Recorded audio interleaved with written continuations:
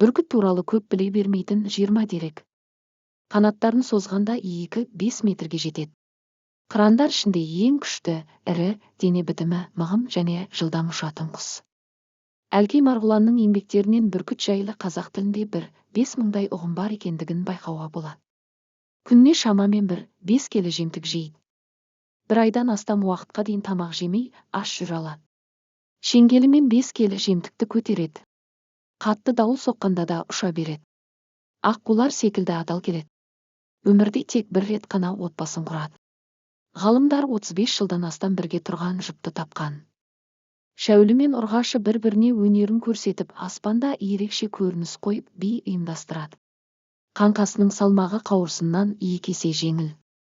Еркіндікте 20-30 жыл, хайуанаттар бағында 50 жылға дейін өмір сүреді. Деректерге сүйенсек, Қазақстанда 2000-ға жуық бүркіт бар. Маймыл мен ешкіні өлтіріп, ұясына алып кетуге қауқары жетеді.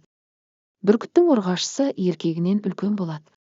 Көру мүшесінің дамып кеткендігі соншалық 3 шақырым қашықтықта тұрған қоянды байқап қояды. Тарихта Жошы ханның 3000 бүркітшісі болған деген дерек бар. Бүркіт қаза болғанда денесін ақ шүберекке орап, тау-тас жақпарына, құс ұясына жақын жерге жерлейді. Ел ішінде бүркіт бір сілкінгенде отбасындағы бір пәле кетеді деген наным сенім бар. Қыран құстың алдынан қыз-келіншектер мен бозбалаларды өткізбейді. Ертеде адамдар бүркіттің көмегімен көптеген ауру сырқауды емдеген. Сондай-ақ түркітестес халық арасында қасиетті құс шын шайтаннан қорғайды деген наным қалыптасқан. Видео ұнаса лайк басып, каналыма тіркелуді ұмытпаңыздар.